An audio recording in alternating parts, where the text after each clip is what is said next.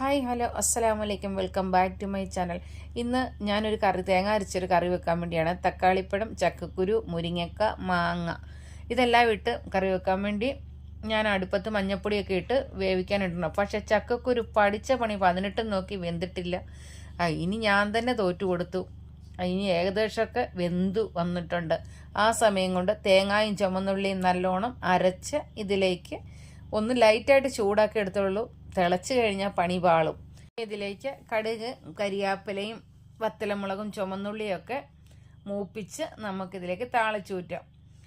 പിന്നെ ഒരുപാട് ഇഷ്ടമുള്ളൊരു കറിയാണ് മാങ്ങായും ചക്കക്കുരും മുരിങ്ങക്കായും ഇട്ട് കറി വെക്കുന്നത്. പക്ഷേ എന്ത് ചെയ്യാനാ, മുരിങ്ങക്ക വെന്തു, തക്കാളി വെന്തു, മാങ്ങ വെന്തു, ചക്കക്കുരു മാത്രം പകുതി വേവിലെ വേവുള്ളെന്ന് പറഞ്ഞ് മത്സരിച്ച് നിൽക്കുക.